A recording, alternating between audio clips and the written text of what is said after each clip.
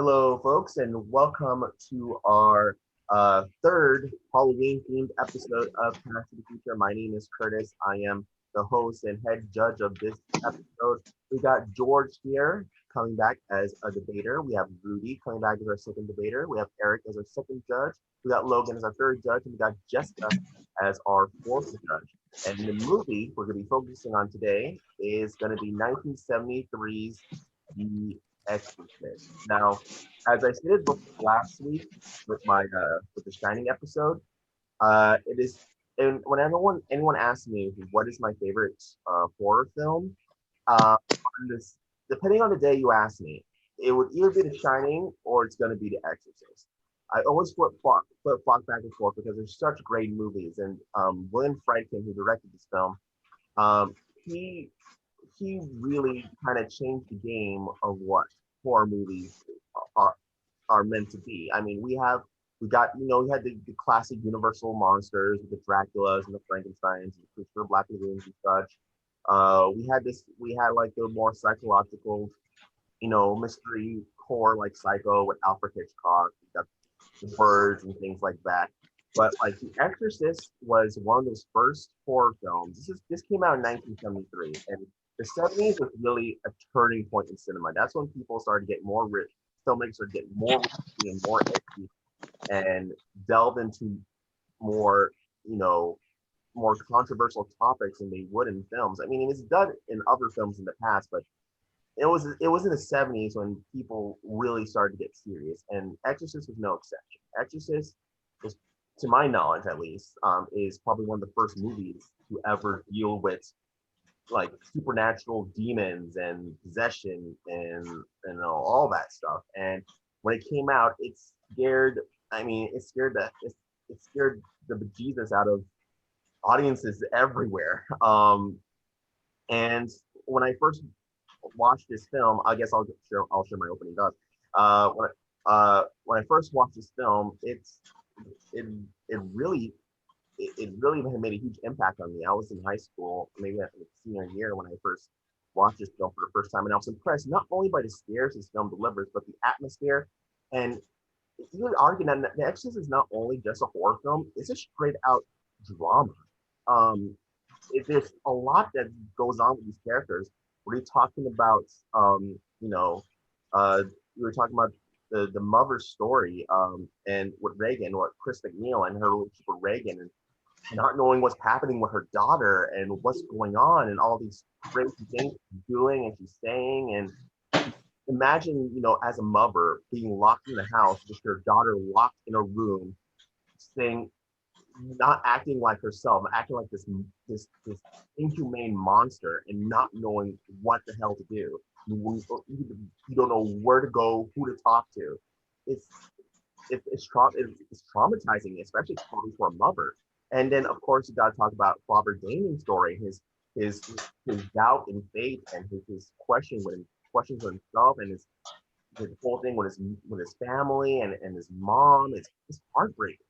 And then it all comes together in a dramatic and horrifying climax with the exorcism scene at the end. And then Merrin is just one of those characters that Max Bonsaito plays wonderfully. Um, who acts kind of like a mentor to Father Damien. He doesn't appear to like he appears in like the beginning of the movie, and then he doesn't appear until like the last act of the movie. And you could tell this is a character that he's just seen it all. He's probably used to this stuff. Which is why he's scared during the exorcism scene, but you can tell he's a more calm and relaxing Father Harris is. But Exorcist, like I said, with most of these movies you do, it's simply a classic. It's a horror classic. I watch it every year near Halloween. So Erik, share your thoughts on Exorcist. This is another one of the films that you've chosen for Cast of the Future, where I did not grow up with it. I saw this movie for the first time 2 years ago. I knew a lot about it. I learned a lot about it. Of course, it was mentioned a lot in film school and film books. But when I watched it, yeah, it was a very horrifying movie. I feel like this was the OG of all supernatural movies. It kind of started that in a way, especially like The Conjuring. A lot of big movies today, even like Annabelle, a lot of the big movies today would not exist without The Exorcist. This started everything, even though the director put the entire cast through a lot. So another word I want to say, but I'll be nice. It's just a genuinely very scary movie, and also what I love about it's another atmospheric movie because it is a mystery. You're kind of wondering what is going on until you figure out, yeah, it's a demon. Like that doesn't make things better, does it? And things just keep getting worse once you find out. And I got to say, the atmosphere, build up, and the music, everything about it, it's iconic. So great film. Okay, Jessica, give your thoughts on The Exorcist, please. With The Exorcist, I was another one that I feel like I saw it pretty late. I think I saw it in like high school. But I remember like wanting to watch it because everybody was talking about how it is the scariest movie of our time and how people were literally running out of the theater and throwing up because of how horrendous it was. And I feel like I didn't appreciate it the way I should have the first go around of watching it, just because I was like, 70s horror is very different from the horror that we grew up with in like the 80s and 90s and the new millennium. But watching it back now where I can kind of appreciate the nuances of it more, it's a great horrific story to tell because it's not just a story about like demons and all that, it's also kind of confronting the demons of your past or confronting demons in your family. So it just all the way around, I felt like it had a really good vibe and a really good story to tell. And now it's one of my favorites. All right. And by the way, if you could look up on YouTube, like you see like news footage back in 1973 of people walking out of Exorcist shaking and terrifying and praying, and it's pretty amazing to watch. Well, and part of me wonders why, like, because honestly, it's also during the time where Amityville Horror came out. So I think that we were just really into the devil and possession in the 70s, which we hadn't really seen before. So yeah, maybe people were just really a lot more freaked out in the 70s. Yeah. George, can you share your thoughts on The Exorcist? Yeah, I was thinking like of the few of these that I've done, I always tend to do ones that I really like the movie. It would be interesting to do one where maybe I don't like the movie, so I'd be recasting it from that point of view. But yeah, I can't remember the first time I saw The Exorcist, but I mean, it still holds up and it's still pretty scary, especially considering when it was made. Kind of like you were saying, Curtis, like this was shocking to people at the time, and it's still pretty shocking. And I just also like that it really is kind of like a drama for most of the movie. I don't think she really starts like getting possessed until like 45 minutes in. And you can definitely see how it's influenced other horror directors. We were talking about Ari Aster last week. I'm sure he was influenced by this movie because he's very into making kind of like dramatic movies about families and like friends and how the supernatural affects them. But yeah, I still think it's really good, and it's pretty profane even by today's standards. Some of what poor Linda Blair has to say, or whoever was dubbing Linda Blair. But yeah, I still think it's really good. Logan. The Exorcist is one of those movies that honestly, I got to it late, much like I think a couple other people here. I watched it in part, but I watched it way too late at night. So I'll be honest, I fell asleep before Pazuzu showed up. But I went back and like read the book, and then went back and watched it, and it really holds up. Like if we're talking not just a really good horror film, but a good like adaptation of a book, like it translates really well from that. And I will always remember that my mom tries to change this story now. I think just because she's embarrassed. But my mom, I remember when I was a kid, she told me that this was the first horror movie she saw in the theater, and it scared her so bad that she never wanted to watch a horror movie again, and might have needed to change her pants. She will deny that last bit till the day she dies, but I remember she told me that when I was 8 years old. So, no, honestly, the movie itself, it holds up. It's still creepy. The atmosphere works. Like, just overall, it's a ridiculously scary movie. So I can't wait to see what we come up with for this newer version. Yeah. Let's not forget, this is one of the few horror films, aside from Silence of the Lambs and Jaws. I don't know if there's another one that actually got nominated for Best Picture at the Oscars. Rudy, finally, what's your thoughts on The Exorcist? So, I think do we all like? Is it a consensus like we geek out about horror movies? We enjoy horror films. Who doesn't remember going with their parents to Blockbuster to pick up their first VHS copy of A Nightmare on Elm Street? And but I remember like one day, like after watching all these slasher films growing up, I was sitting at the dinner table and we have The Exorcist on, and I found it hilarious. Like at a young age, like her saying inappropriate things, for any age. And then I went to go watch it a second time when I was in college, and it was like late at night on TV, like Logan. And but at the point I was at in the movie, it was already the possession, the demons were already going on, and I was like really creeped out by it. I was hearing things that may or may not have been there, like there were footsteps in the attic overhead. It turns out it was rats, and after this like most recent viewing a couple days ago, ooh, spooky coincidence, because in the beginning of the movie, the mom hears things and she says rats, and so so I was pretty terrified on the second viewing when I was older, and then now just this week I found it funny again, but not for the same reasons. Yeah, there's the scene when the priest, Father Damien, goes into her room and she throws up on him. And I thought what was funny was not that she threw up on him, but that what follows is the mom doing the priest's laundry for him and making sure that he leaves the house in just as good looking condition or better than as he came in. It's just like, they say there's no playbook for being a parent, but there's also no playbook for having a possessed daughter. And that mom is like handling that. She's on point. She's He's like, demon puke, no deal. And it's deep. It's a relatively rich horror movie. There's some good stuff going on in it. Like it's got a message.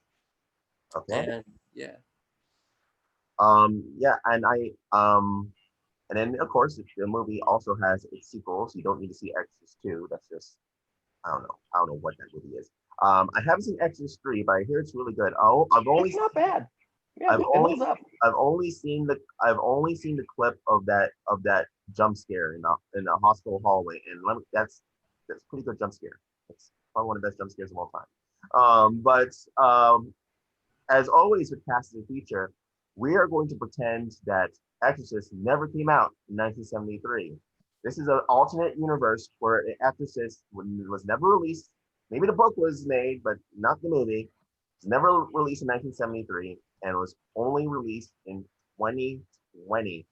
I mean, it'd be a tough one because so far we have plenty possession movies. What makes Exorcist so different? But let's see what we can do here. So let's not waste any time. Let's go ahead and let's pass to the future. Now, the first character we're going to start off with is the secondary father that appears in the first and last act of the film, Father Merrin, played by Max Bonsaito. As I stated before, this is a guy who you don't know much when you watch the movie. You don't know much about him, but he's at that digging site in I forget where, somewhere in the Middle East, like around the Babylonian area. Then you see him. Then he gets sent to perform an exorcism on Reagan. Iraq. Thank you, Rudy. And he comes and then he just does his thing, and he's acting like an awesome priest who has done this 100 times. But he has a lot in his past, but we just know because it's still a mystery. So we need someone who could play the dynamic Father Merrin, which was played by Max von Sydow. So, George, share with us who your choice is for Father Merrin. Okay, so my choice for Father Merrin is going to be Antonio Banderas. For Father Merrin, it was interesting because I'm not sure how old he's supposed to be in the movie. Maybe he looks like 70 or something, but I looked at the Max von Sydow was 44, I think, when they made him look very much older. So I decided to cast someone that is about that age. Antonio Banderas is 60. He looks good for 60. But there's just something about him that just came to mind. I was looking up actors around that age range, and when I saw him there, I just thought that would be really cool. As like cool as he often is in movies, I kind of grew up with him as like the dad in Spy Kids, and so he's cool in those movies, but he's also kind of like a father figure. And I feel like Father Merrin is a father figure to Father Damien, even though they don't see each other till the end. It's very much kind of like a father-son relationship at the end. And I kind of forgot how little Father Merrin is in the script. Like he kind of bookends the movie. He's in like the first 15 minutes, maybe like the last 20 minutes.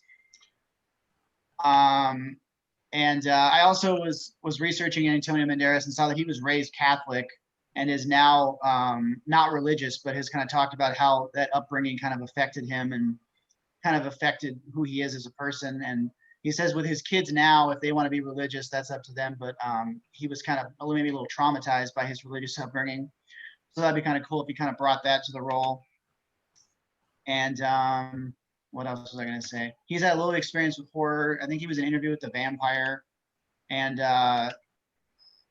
he kind of has a connection to From Dusk Till Dawn because he works a lot with Robert Rodriguez. So yeah, I'm going to go with Antonio Banderas for Father Merrin. And then Rudy, who's your choice for Father Merrin? So my choice for Father Merrin is Tommy Lee Jones, and I admire George's choice to go with someone who was like, you know, that looks old but isn't super old like Antonio Banderas. I thought that was really interesting. I recognized the same thing watching the movie. It was like, wow. I was like, I imagine we have to go for somebody who's like 70 years old, and then realizing that the actor that played Father Merrin was like in his 40s or so. And I just figured that, wow, the movie must have been nominated for an Academy Award for makeup and not just for Reagan.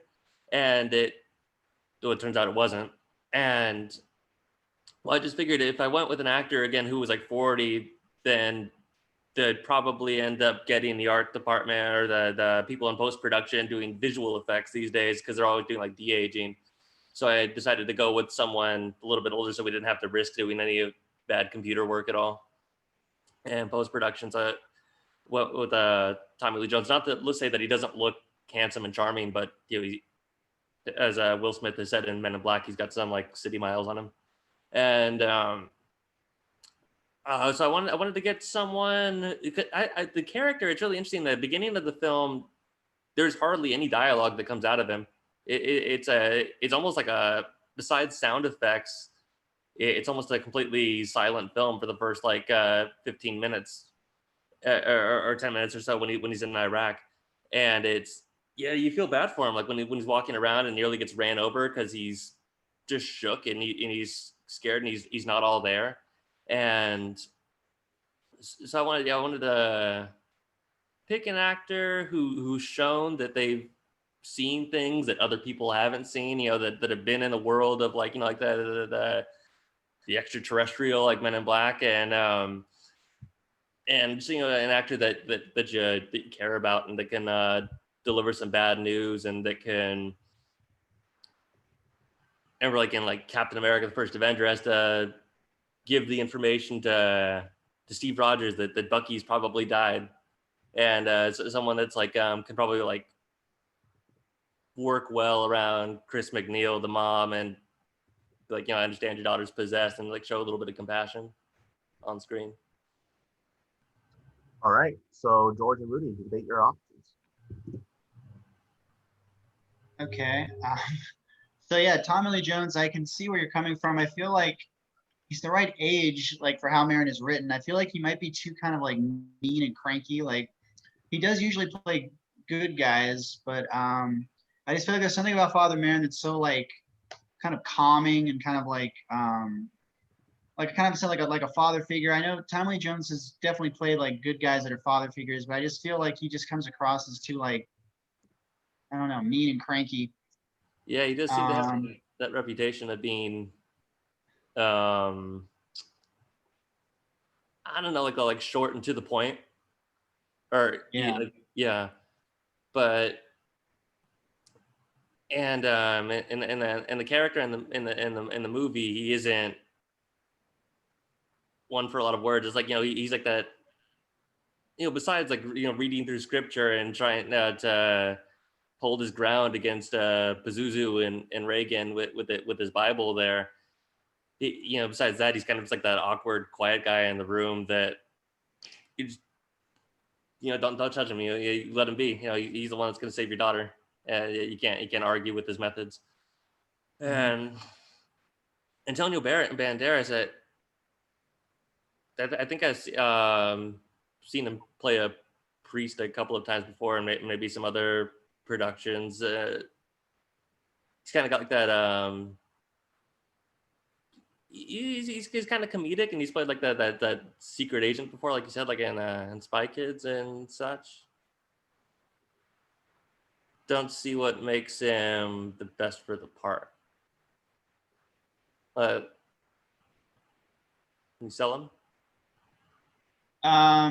Yeah, I mean, I sort of see where like Tommy Lee Jones kind of has the look of Father Merrin, but I just don't know if he has the personality. And I think Antonio Banderas just kind of has this like, he's cool, but he's very like calming. And like I said, I feel like, especially now, he has a little more of like, I'm trying to think of the word, but like, he seems like someone who's calm amidst craziness and just kind of is someone that you can rely on, that would be trustworthy and not, I don't know, not mean to you like Tommy Lee Jones would be, I guess. I wish Antonio Banderas was older for the part, or that he showed his age a little bit more. I know he's going to be playing like a villain in that Uncharted adaptation coming out soon with Tom Holland and with Mark Wahlberg. But I think like part of like the badassness of Father Merrin's character is that the guy looks like he could croak any minute, but he's out there in Iraq and he's like doing the Indiana Jones thing, and he's like discovering treasure and stuff like that. And I think like Tommy Lee Jones gives off like that feel that like he looks like somebody who's like, I'm shocked that he's not dead, especially in this time of COVID, but he could be out there on like digging up relics and such. He's if Antonio Banderas was out there looking for cursed items, I'd be like, oh, he looks like he could handle that, but and I wouldn't think much of it. But it's cool that like Tommy Lee Jones is like, his age is showing, and that and he's still capable. Like he's got like the resume for what's required for the part. As far as like being able to go out there on like adventures and possibly be like a compassionate old man. Right. Yeah, I'd be interested to see how Merrin is described in the script, because obviously they aged up Max Bonsaito. I think if they did go with Antonio Banderas, they could age him up a little more, and he's a really good actor, and he could make himself appear more frail. Because you're right, like Merrin does seem like he's he's seen a lot and might die soon. This is gonna be his last exorcism. Yeah, but I guess like it'd be nice if like if you didn't like have to rely on like our makeup or prosthetics or possibly visual effects these days to age them up a bit. But it is interesting, like you said, like it would be nice to see the script and see like what things the casting director settled on as far as just who was the better actor in the room, or what was it necessary that he was that old, or what? Definitely seemed like that it was a necessity considering the makeup that they applied to him, and nice to play it safe and not have to add anything such as those effects with Tommy Lee Jones. Mm-hmm. All right, good. Okay, so that was a pretty good debate, Tulia. And these choices of Antonio Banderas and Tommy Lee Jones, I like them both actually. Seem really, I could both see them in the part, but gotta make a decision. You can't have both. You gotta pick one. And I think I'm going out of two. I'm going to lean towards more Tommy Lee Jones, because as what Rudy said, and it's the big argument that sold me is that Tommy Lee Jones, it's the age on his face. I think that adds to the character of Father Merrin, that this is a guy who's seen a lot. He's a guy who's been through a lot, but he's still doing his job. He's still doing his work, and it's kind of awesome that he's doing his work despite his age. When Antonio Banderas, like when you look at him, he's in his, like, I think it's in his 50s now, but you could totally believe that, oh no, he can handle this. But with Tommy Lee Jones, he's been through a lot. He knows what he's doing, but at the same time, you fear for his life, you fear for his health, and I think that adds to the drama, that adds to the intensity of the movie. So my ruling is to go towards Tommy Lee Jones. How about you, Erik? Yeah, great debate, guys. Both great choices. As Curtis said, yeah, I can see them both in the role easily. If I had to pick between the two, I'd probably say Antonio Banderas. George, I thought you gave a really good argument when you were introducing him, explaining he had the Catholic background. And also, it would be cool. I mean, I think he is like kind of at the right age, and I feel like he can be that guy that has seen a lot, just like Tommy Lee Jones. I feel like that's why it was a very difficult decision. Rudy, I thought you gave a really good argument at the end, like seeing him in the desert and seeing like him being there and dealing with what he had to deal with be cool. So it was the fact that's between the two of you it still makes it very hard. But I feel Antonio Banderas, he is also on a roll lately. After his Academy Award nomination that he had for I forget the name of that director, but A Pain and Glory. I feel like this would be it would keep his career going. And after Zorro, I mean, I'll see anything with Antonio Banderas. So yeah, definitely Antonio Banderas. Okay, and let's see, Jessica, what's your ruling? Really good round, guys. These are really good choices. They're both phenomenal actors. George, I really wish you had brought up Genius with Antonio Banderas, because he played Pablo Picasso kind of throughout his lifetime, and it kind of showed like how he started off young and as he got older. I think the main issue for me with Tommy Lee Jones, as much as I love him, he's one that like he's known for his gruffness and his kind of grumpiness. Like we think of things like Man of the House, where, you know, he's in charge of like a sorority, but we find it funny because he's so gruff and like he does not change. And I feel like at this point, like even looking at his stuff in things like Captain America, I feel like he would be the one that's sending Father Merrin on the mission. Like, hey, you're gonna go and do this. Like it seems like he's one that would give orders. So, I mean, for me, it was tough because they're both great, but I think I'm also going to go with Antonio Banderas. All right, and Logan, what's your decision? I mean, this was another good debate. I mean, Tommy Lee Jones is a very good visual fit. I do agree that like he does kind of wear that age and that experience on his face. But when Captain America: The First Avenger got brought up, there was a line of dialogue from that that I couldn't help but hear like a part of the actor like, "Look how possessed she is. She's so possessed, she's making me cry." And like this like weird like gruff attitude with like that kind of like, "Ugh, she's possessed." I guess like there's a certain, I hesitate to say warmth, but there's a certain approachability that I don't think Tommy Lee Jones has had in a lot of his roles since like, at least for me, the first Men in Black. And there is that personable part of Father Merrin that really needs to be there, because he is, you know, he has to connect to Reagan and help pull her out of this, you know, possessed state. Yeah, so I think between that and I did actually really like George arguing, yeah, about the Catholic upbringing with Antonio Banderas, how he could kind of bring that in, but he's led verse to it. So I kind of like that. I mean, I looked up Banderas just turned 60, so I don't mind, like he looks like he's someone who would have been doing the kind of like, you know, cross slinging exorcist priest, but when he shows up here, his heart is weaker than he expected, and it's kind of a shock to him that this is his last exorcism. So I think Banderas would play that really well. So yeah, my vote would be Antonio Banderas. All right, so that's going to be a decision. Antonio Banderas will be our new version of Father Merrin. All right, let's move on to our next round. Let's move to our next pastor, which is Father Damien Karras. Of course, Father Damien was played by Jason Miller in the original film, and he does come back in Exorcist 3. Father Damien Karras has an Italian background.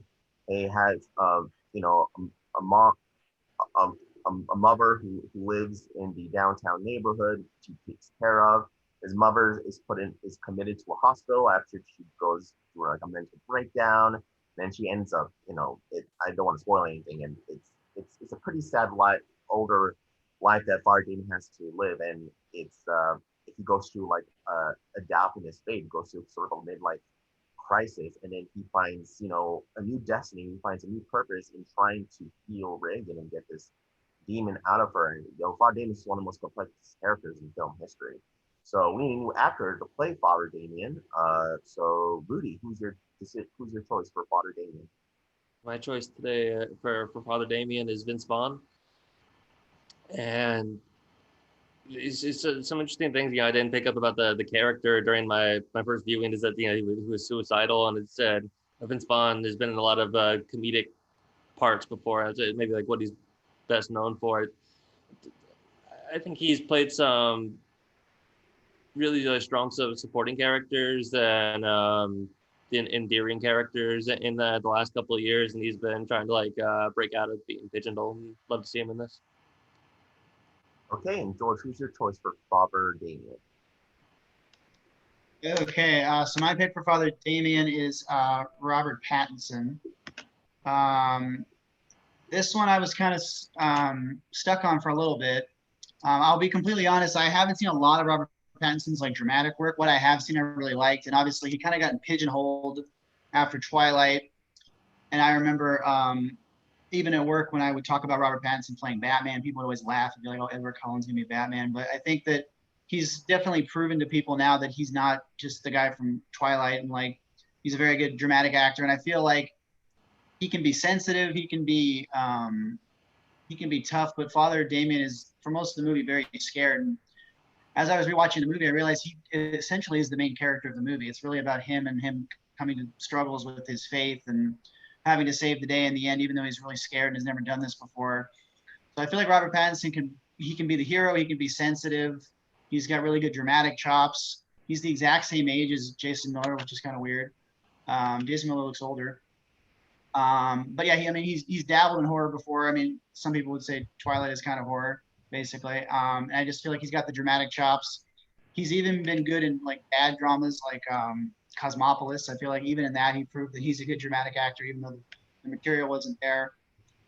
So I think that this could be another role where he could really show people that he's just really good with drama as well. So I'm going with Robert Pattinson. Okay, George, Rudy, debate your choices. Well, I think some of the pros that come along with Vince Vaughn is that you may not expect it, but and I think it's essential to the character of Father Damien is that eventually when he does meet Reagan, as much as she is possessed, she's also a child, and he's and you really see for it how much he's willing to do for her in the last scene of the movie when he's if he defeats that demon, it's okay if he has to die. And Vince Vaughn, he was working with children in that Fred Claus movie when he was Santa Claus's father, which was actually a really dark film when it got that last half with I think it was Kevin Spacey is terrifying. And there's one scene where he's putting children on the naughty list, and it's as much as that sounds silly or something like that, there's this child actor who's kind of close to him who was also in Role Models, and that kid is in a foster home, and he grew up as in that movie Fred Claus is the child who didn't get a lot of attention. It was Santa was getting all the love, and he doesn't want this other child actor from Role Models to be on the naughty list, but he's if that's the way it's got to be or something like that. And by the end of the film, he ends up as a character arc, and he gives him a puppy as a gift or something like that. So, giving someone a puppy and throwing yourself out the window and snapping your neck for them, it's same thing. Right. I would say that my main thing with Vince Vaughn is I think he's just way too old.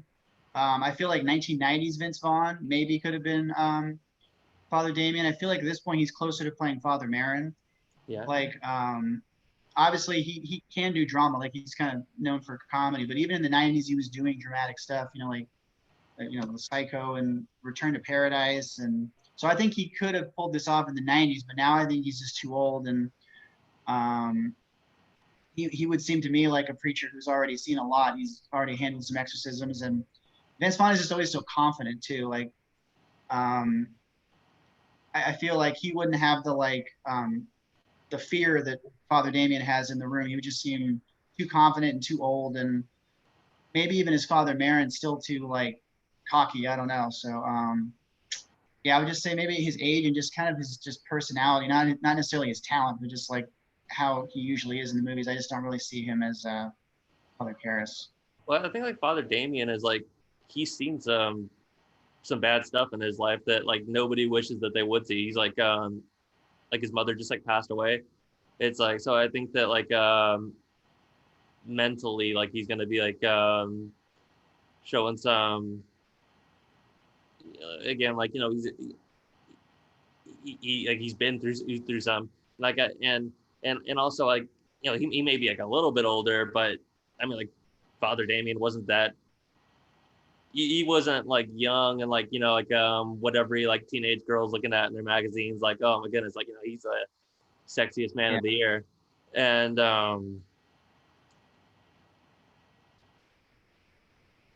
yeah, so I don't think that like that's like that's a huge issue at his age. Right. I mean, yeah, Vince Vaughn's a good-looking guy too, and you're right. Father Damien is not supposed to be like a heartthrob or anything. Yeah, I'd be interested again to see how old he is in the script, because he seems like he's been someone he's already gone through like school and is a preacher and a psychologist. And you're right, he's had a very traumatic past, but I still feel like I just don't think Vince Vaughn, even in the 90s, I don't think he maybe could have played someone that's like scared like Father Damien is. I mean, I guess as Norman Bates, he was supposed to be kind of like, weird and frail, and you wouldn't suspect him if you didn't know the plot of the movie. But I just feel like Vince Vaughn is just so good at playing like a cocky person, whether it's drama or comedy. He could definitely be knocked down a peg. Like he was in like one of like the best like rom-coms out there. It's like really underrated. Is like that breakup one, where it's like he acts like he's in control of that situation, but that movie doesn't end with like the cliche of them winding up together. It's him realizing that he can't win her back and that he's gonna have to make the best of his life on his own, like take his own path. And I feel like in that movie, like the reason she doesn't want to be with him is because he's like very immature and is always like mistreated her and is kind of playing that typical Vince Vaughn kind of selfish, fast-talking jerk character who kind of by the end of the movie learns that he didn't treat her well in the relationship. So I feel like even when he's playing the good guy, he's still kind of like a jerk. And I feel like Father Damien is not a jerk. He's a nice guy and kind of very put upon by everybody and, way out of his element and just, struggling with his faith. And I just feel like Vince Vaughn is a good actor, but I don't know if I see him, as that. Nobody's the villain in their own story. I mean, like any actor that plays a villain isn't going to like play it with like, oh, I'm the bad guy. It's like they're always going to like try to see like the good and why they're doing what they're doing. And then in this movie, he doesn't start off as a good person. I mean, like, you get the sense when he's talking to his mom that he's like, I want to move you into a home where you can get looked after because I don't want to have you on my shoulders, like me having to worry about that. I'd rather have someone else looking after you. And then he instantly regrets it when he sees like the asylum and the people being taken care of in there. And in this movie, he's starting to have doubts about his faith. And then there's in the scene when he's in the bar, and then when Reagan's mom comes to him for help, he instantly says like, oh, well, exorcisms aren't a thing that are being performed on the regular these days. And in other words, it's like, I'm too lazy to help you out. And I don't care how meaningful this relationship with your daughter is to you. And then he has the character arc afterwards, and he starts to, in the scene when he sees Reagan for the first time, and she says the name of his mother, and he's like, how did you know the name of my mother? And it becomes personal, and he ends up turning around and being the good guy. So I don't think it matters that I don't think it's a problem that he's played a jerk before. I think that it can be a pro, as long as he's capable of showing both sides, and he can be. Right. I mean, yeah, the way you describe those scenes, it makes him seem like a jerk, but I feel like in the movie, that's not how it comes across. Like, you can tell he really cares about his mom and, is kind of overwhelmed by how much care she needs. So he wants her to be in a place where she'll get taken care of. And I think it's her brother that puts her in like the mental hospital. And he immediately is very upset about it. And upset with himself. Like, even though he didn't put her in there, he feels responsible because I think he's a good person and cares about her. And then when she dies, it's like devastating for him. And you can tell that, you know, he blames himself, even though I don't think it was his fault. And then when he's talking to the mom, I don't think he's like trying to dismiss what's going on with her and her daughter. I think he's just saying like exorcisms haven't been done in like, you know, 400 years as far as I know. And I think he's also just someone who was lost his faith. So I think he just assumes that her daughter is not possessed by the devil. She just has problems. And then, but once he sees what's really going on, he immediately is like, I think an exorcism is necessary. And he, you know, again, I think he's the main character of the movie, and he's the one that kind of changes and gets his faith back and tries to save the day and is out of his element. He's like, you know, the one that has to rise to the challenge because he's kind of scared and traumatized. There's nothing wrong with him being a multi-dimensional character. And he's kind of a prick because he's going to commit suicide and he's going to leave his mom to like not have anybody to take care of her. He's totally considering that when he's there on the tracks and he's looking at the trains passing by in the opening of the film, or like in like the first 20 minutes or so. And that's why like the homeless guy goes and even hints at it, the possibility that he committed suicide. They're trying to put that message in the audience's head. I mean, like that's kind of like inconsiderate to like, you have a mom that's worried about passing away sometime soon, and then now, and they said the worst thing that can happen is having to see like your own child pass away, that you have to bury them, and he's Right. about to put that burden on him. And yeah, I think they just portray him as just kind of like a flawed, you know, person who's kind of insecure and maybe kind of feels like he's wasted his life and doesn't have anything going for him anymore. Like he doesn't believe in God. His mom is, you know, estranged from him, and then she's in a hospital, then she's dead. And you know, it seems like he's well liked in like the church community, but he doesn't feel, you know, I just feel like the whole movie he's kind of just like, you know, sad and just, you know, again, I don't know if Vince Vaughn has that. I maybe there is a movie where he's played something like that, but I just don't see him playing that kind of sad, insecure character, because Vince Vaughn is just always, again, just so cocky and confident, even in most of the dramatic work. I mean, like in most work, but he's also like in that movie, like Fighting with Your Family, right? When he's like playing like a coach to Florence Pugh's character. It's like he's like seeing himself in the mirror, and it's like he wants her to win. It's like a really heartwarming story, her coming from like this, like she's not a recognized person, and he wants her to follow her dreams and be a celebrity. But at the same time, there's like a scene when she like backhands someone in practice, and he's like, you can't be bringing like your roughhouse incest kind of practicality to this professional business, and you can't be like receding people to teach them a lesson. And by the end of the film, he does end up supporting her in her dreams because he knows what it's like to have like a tragic cliche backstory. But I think, yeah, in that movie, he is like a jerk who kind of is using tough love on her because he knows that she's, from what I remember, he knows that she's talented, but he's kind of like almost like using reverse psychology on her and trying to make her feel like she's not enough because he knows that she is. So, I mean, yeah, I think even in that movie, he eventually kind of lightens up, or you see what method he's using, but he still just comes across as a jerk, I feel like. Yeah, he's a jerk using a good method, though. So it's like, for once, he's not being cocky right there. He's trying to be like, again, like tough love, like a good father figure. Father. Yeah. Right. Maybe that's why he would be better as Father Merrin then, maybe. All right. Pretty good debate there. I'm gonna probably start with the decisions here. You know, between Robert Pattinson and Vince Vaughn, wish I heard a little bit more for and against Robert Pattinson in this debate. I feel like this was mainly focused on Vince Vaughn and like the character of Father Damien. But what's being said, George still brought up some good points about Robert Pattinson in his opening argument. I think, and there are a lot of good stuff going against Vince Vaughn as well. I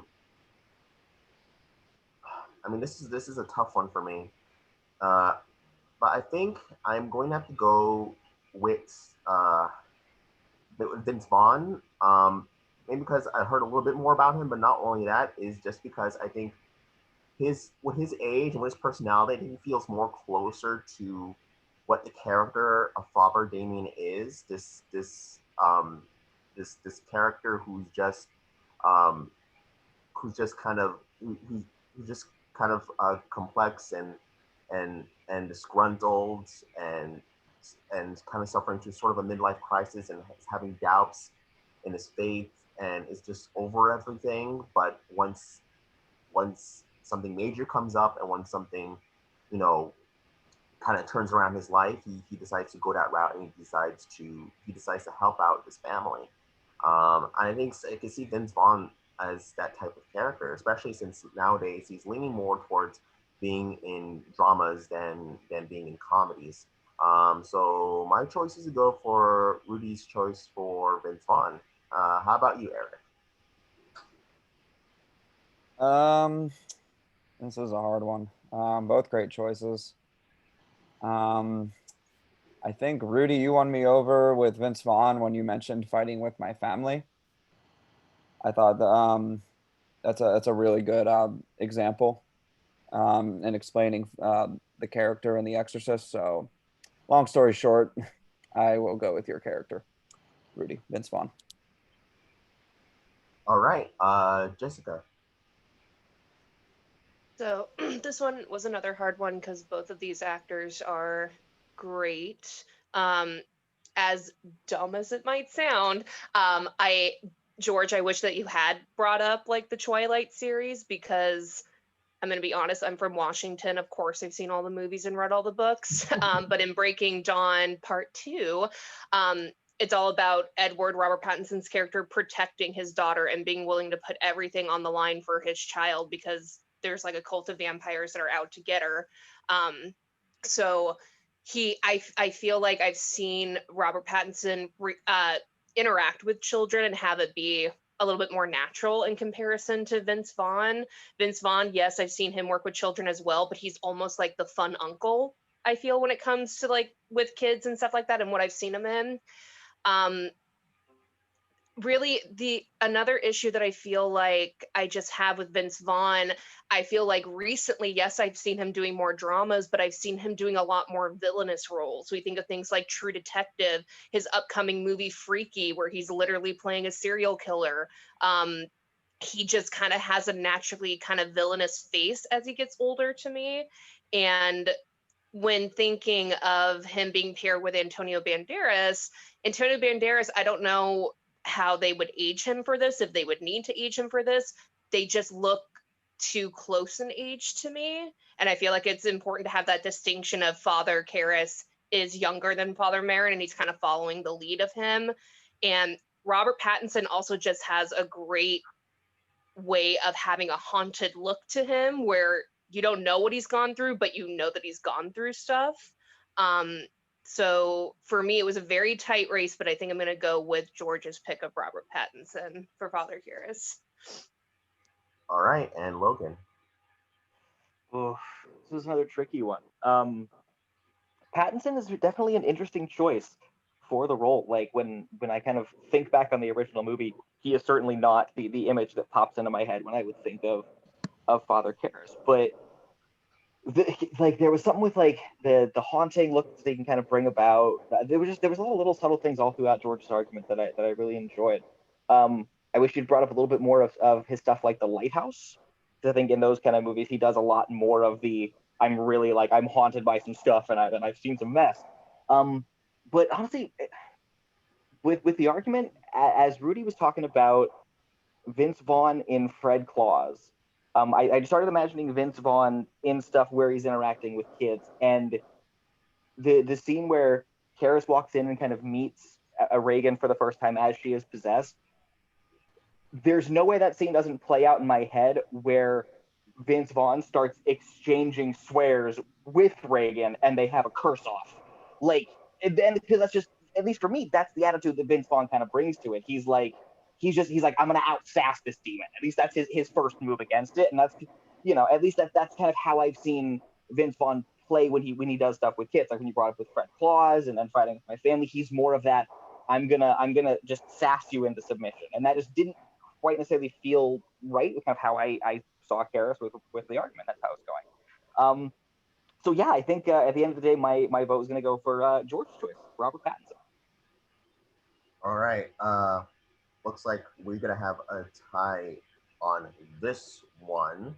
So I'm going to, if you follow my Facebook page, Curtis the Cinemaniac, I am going to put up a poll to break this tie for either Vince Vaughn or Robert Pattinson.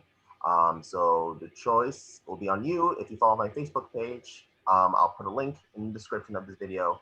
So you go to that Facebook page, and I'm going to post that poll, and then just vote on who you want, Vince Vaughn or Robert Pattinson. It is a very, very close tie. So yeah, now we got a tie for Father Merrin for both of these actors. All right, so let's head on to the next round, round 3. And this round is going to be on Chris McNeil, played by Ellen Burstyn in the film.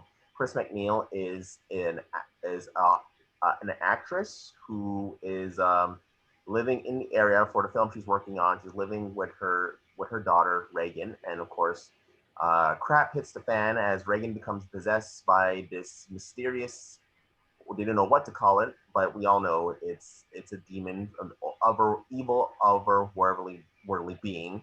It inhabits her body, and and when it starts off, she thinks it's just, Reagan's just going through some mental breakdowns, but then as it goes on, it gets more serious and serious, and Chris thinks that she might be the exorcism, even though this is a character that doesn't really follow religion all that much, but she's a desperate mother who is very, very, very, very diligent, very focused on saving her child.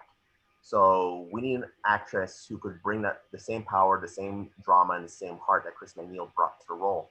So George, who is your choice for Chris McNeil? Okay, so my choice for Chris is going to be Elizabeth Moss. I think that she's done a lot of horror lately, and I think specifically The Invisible Man really showed how she can play someone who's like a victim, but also someone who's very strong-willed and can fight back. And I feel like when you first meet Chris, she's, like you said, she's an actress. She's kind of pampered and a little bit, seems like she's just used to having help around the house and loves her daughter, but really doesn't have a lot of like problems in her life. And then when she's, you can tell she cares about the daughter a lot and she's trying to go through it scientifically. And for most of the movie, she's like overwhelmed and doesn't know what to do. And I think Elizabeth Moss really showed that she can play characters like that, not just in Invisible Man, but shows like Handmaid's Tale and Mad Men, which I'm not as familiar with, but I know she was in Mad Men. Let me look here real quick. And yeah, I think I'm not sure how famous Ellen Burstyn was, but I feel like it would make sense to cast an actress that people know, since Chris herself is an actress, and someone who's just shown that she's very good with drama and with horror. Because like we were saying earlier, this is almost more of a drama sometimes than it is a horror movie. So, horror movies aren't often known for their acting, but I feel like this is a movie where it's really important to have a really good actress, especially in this part. So yeah, I'm gonna go with Elizabeth Moss for Chris. And Rudy, who's your choice? I chose an actress who may very much be Elizabeth Moss's sister, because I went with Carrie Ann Moss. And Carrie Ann Moss is the requirements would be the same as you said. It's she's got the relationship with her daughter is important in this movie, and I know that not Elizabeth Moss has been like in the horror genre recently with the Invisible Man, but so has Carrie Ann Moss. She was also in like an excellent remake of Rear Window, Disturbia, and she played a single mother in that, to Shia LaBeouf's character. And in addition, she was recently in the Jessica Jones television series on Netflix, and that was kind of a disturbing show with the character of David Tennant as the villain, who was abusing people mentally and physically. And she can also play Carrie Ann Moss can play like really like heartwarming roles like in the Matrix, like it's like really intense at the end of the first one when Keanu Reeves' character seems to pass away and she kind of like brings him back, but with her faith and it was very romantic. So Carrie Ann Moss, why not? Okay, why not? Debate your choices, Rudy and George. Okay. Yeah. So I'm somewhat familiar with Carrie Ann Moss, Rudy. I mostly know her from The Matrix, and I haven't seen the sequels in a long time. But I know in the first one, she's obviously very cool and a little more vulnerable when it comes to like her falling in love with Neo. I haven't seen Disturbia. And what was the show you mentioned with David Tennant? Jessica Jones. Oh, Jessica Jones. Okay, yeah, I haven't seen that either. So she's definitely an actress that I'm familiar with, but I don't know a lot of her work. She is a little bit older as well. Not that that necessarily matters as much in this case. Yeah, I just wish I was more familiar with her work. I don't know if she can be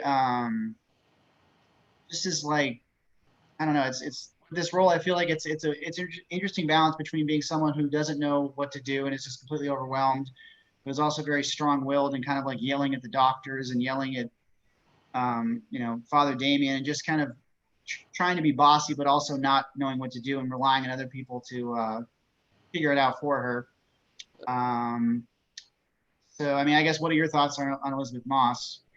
Well, again, like it may not matter much, but I was thinking similar to that Elizabeth Moss is like maybe too young for compared to what I had in mind. Like I mean, like I could definitely see her as a mother because she seemed like she comes across as like as a young adult, but part of what doesn't appeal to me about her is that she was recently in The Invisible Man and some scary movies, and if we do The Exorcist with Elizabeth Moss in it, they're gonna be like, oh, look at it's that actress from The Invisible Man, and it's gonna, it would only be like 2 horror movies that she'd been in, but it don't want to like develop that reputation where it's just another horror film with her in it. I mean, even though she delivered like a great performance in that film, when they wanted The Exorcist to pop, I wanted to be something else. I wanted to be its own thing. And I think that Carrie Ann Moss, as you were saying, that the character of Chris McNeil, she has to be someone that can be frustrated with the situation and be yelling at the doctors about what's happening with my daughter and can't you take this a little more seriously. And I haven't seen Carrie Ann Moss yell at doctors about similar situations, but I remember in the Disturbia movie when she's playing a single mother that she's a very stressed character in that film with Shia LaBeouf's character as her son is lashing out at people in school and he's getting into the physical combat with teachers, and she's like that kind of parent that's just, if you keep on misbehaving, then we're gonna have to take you to a new school and kind of like move out of the town kind of situation like that. And by the end of the film, it's like The Boy Who Cried Wolf, and he's like he's really on to trying to prevent a crisis, and she refuses to believe that in her own son. So I think that she is someone that can be pushed too far and that can lash out, and she can also be compassionate as well because she played a mother figure in that, a single mother. Right. Yeah. So like I said, I'm not super familiar with Carrie Ann Moss, so I'll just say in Elizabeth Moss's defense, you're right. Invisible Man is fairly recent. She also did Us. She plays a very different character in Us. Yeah. And I think that her character in The Exorcist would be different from her character in The Invisible Man. So I don't think being in this would necessarily like pigeonhole her as like a horror actor. I think she's someone who's proven that she can do comedy, she can do drama, she can do horror. So I think her drama skills and her experience with horror would really benefit her here. And I just feel like she's an actress that can play someone who is very vulnerable and almost a victim. Like obviously like Reagan is the true victim in this, but like she can play someone who's going through a really hard time, but is also very strong-willed and, fighting back against the forces that are, you know, hurting her daughter and not helping her deal with the situation. And I think Elizabeth Moss is the right age. I think she's 38, if I remember correctly. So I don't think the age is really the problem here. What were you gonna say? Oh, I was gonna say, so that is nice that it seems like I completely forgot that she was in Us and that she was the mother of the other family in that movie. So And she had like twin daughters in that were like 18. I don't know if, I mean, I guess that makes sense age-wise, but yeah, she had daughters in that. yeah, so like yeah, it does show that she is like a reasonable age to be a parent, but in as much as like she was like abused in the movie The Invisible Man, I think that the disappointing thing about that movie is that, and this has nothing to do with her, besides that she was like playing across from this. It would have been nice if the character was a little bit more relentless. The Invisible Man, like, you know, I felt like the third act got wrapped up pretty quickly. And the nice thing about Jessica Jones that she's in that with like David Tennant's character is just he was. It seemed incredible, like a character like that was just like that and a demon and some way he seemed like he was putting people in such miserable situations and that there was no way out, that it was just like a nightmare that you couldn't wake up from. And I think that Carrie Ann Moss's character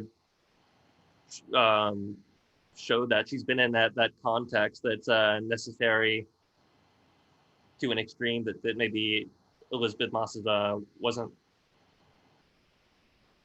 He was like a character that was like raping people, and he was like making people like put themselves with nooses around their necks and like jump off of bars and hang themselves. And he would just like, he would bother you whether he was there or not, which is essentially the Invisible Man. Yeah, I mean, I guess all I would say is that I wish I was more familiar with Carrie Ann Moss's work. I'm interested to watch some of the stuff you've mentioned now. At first, I thought maybe you just picked her because they have the same last name, but you've made some good arguments. So, but I just much more picture Elizabeth Moss in this part. I think that from what I've seen of Carrie Ann Moss, she's just too cool. I feel like this character is a little less, you know, flashy than Carrie Ann Moss usually plays, at least when I've seen her in. Carrie Ann Moss is like ridiculous, you know. It's like in a good way. In that first Matrix film, when she goes and says like, "Oh, the Oracle told me I was going to fall in love with someone, and he was going to be the one," or something like that. So you can't be dead. It's like, yeah, okay, I hear your logic, but it's like the oracles, right? It's insane. It's like you're going off of someone else's word and just like in destiny and such. So she's someone that's like definitely like willing to put her heart out on the line for faith,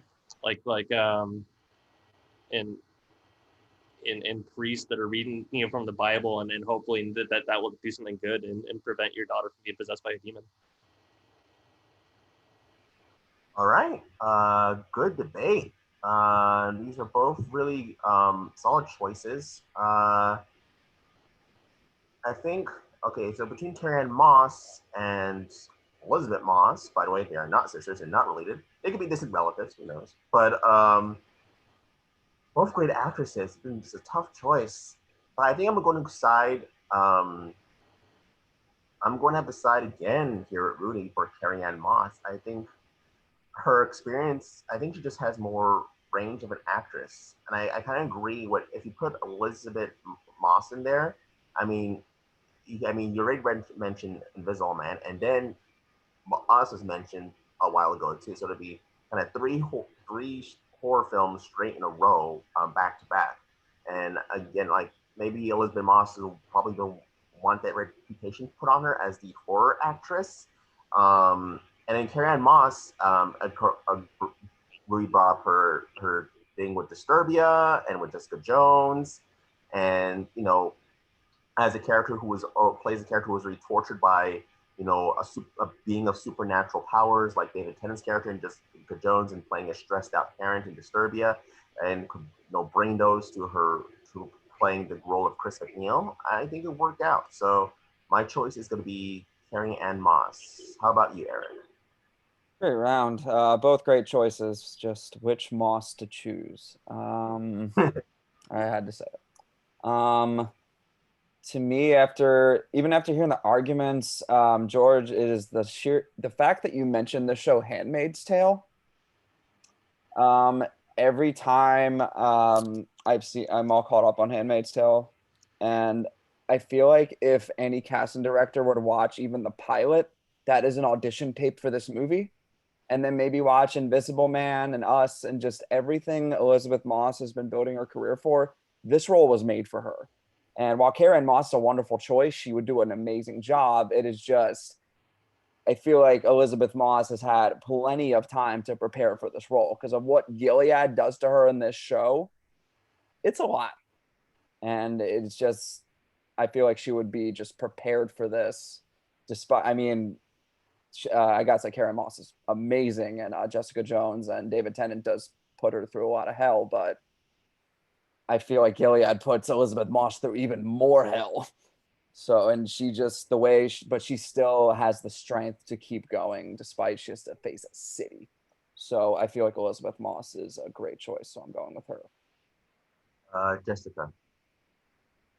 First off, who knew that Elizabeth Moss was in Get Him to the Greek? Because I didn't. I learned that today. You do comedy too, yeah. Yeah. She actually, like, looking back at this, like, she started off with a lot of TV, but she's breaking into movies. She was in a lot of comedies.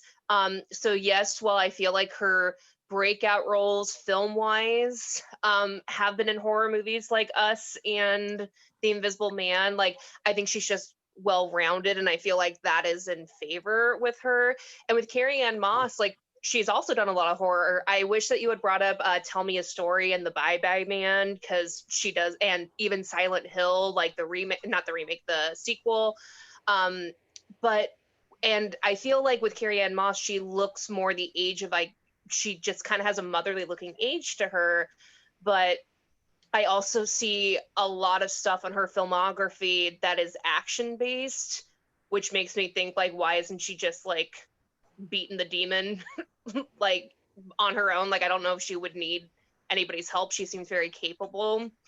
I was really on the fence between the two, but honestly, kind of like Erik, it was when George brought up Handmaid's Tale, and as soon as she said that title, I could not get it out of my head. I could not get her performance of that out of my head, because that is a great example of somebody who literally, she can't do anything. She is helpless in the situation, but she's silently trying to fight and, like, have this revolution for women and getting out, and she has to protect her children. Her main mission is she wants to get her first child back, and she really is able to kind of ride that line of being fragile and being vulnerable, but at the same time being able to show up and show out when she needs to. So for me, I'm going to go with Elizabeth Moss on this. All right, and also fun fact: Elizabeth Moss had a voice role when she was a little girl in Batman the Animated Series. She played a little girl whose dad was the villain of that episode, who wore an invisible cloak. It's funny how things come full circle. Well, Logan, what are your thoughts? Tying it all together with that one. Yeah, honestly, as we were going through, I will admit I had forgotten that Carrie Ann Moss had played a mother before in Disturbia. So I know she can definitely do that kind of stuff, but I think Jess said it best. Like, I keep, like, with all the movies that were kind of talked about with her filmography, there's a lot of action in there, and she feels very, very capable. And once we started talking about Elizabeth Moss, like, not only has she done really good things, but, you know, with Invisible Man and Us, but she's been an actress for a long time, right? I know George didn't bring it up with the fact that, like, she was on The West Wing and was on that for the duration. And the fact that Chris as a character is an actress who has done this for as many years as she has, like Elizabeth Moss, I've seen her in enough things to see that she can easily, like, pop in and out of those, oh, I'm frenetic, I'm scared, I'm terrified for Invisible Man, cut, cool. And she's happy, she's like, it's very much, it's that actor thing that I think Elizabeth Moss brings to it really, really well. And so yeah, and yeah, still with like Handmaid's Tale, a lot of the stuff that was just brought up for Elizabeth Moss was like I just her performances in those read as too powerful. Carrie Ann Moss is great, but she always has this kind of cold authority that I think like works for Chris with every character except Reagan. Like Reagan's the one character who easily cuts through that, and I just haven't seen enough of that from Carrie to be able to vote that way. So yeah, I think I'd have to vote for Elizabeth Moss. All right, so the vote is going to be for Elizabeth Moss as Chris McNeil. So good round, everyone. All right, so let's move on to the fourth round, which is a really big character, and that is Reagan McNeil, possessed girl of The Exorcist, played obviously wonderfully by Linda Blair. Believe she was, I might be wrong, believe she was nominated for an Oscar for this. I think she was. Yeah, so. Yeah, I think she was at least nominated for this role.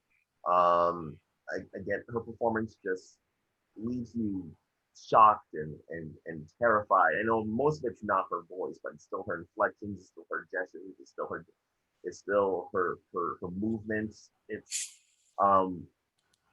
It's pretty scary and pretty impressive for a 12-year-old girl to perform something like this, and we need a young actress who could bring that same energy that Linda Blair brought to Reagan in 1973. So start with you, Rudy. Who's your choice for Reagan? My choice for Reagan is an actress, Natalia Dyer, and she's in the first 3 seasons of Stranger Things, and is probably be in the 4th. And she plays the character Nancy Wheeler, and she's kind of a monster hunter in the show. Trying to chase down the Demogorgon, and I think she's like one of the best like strong female character young actresses out there these days.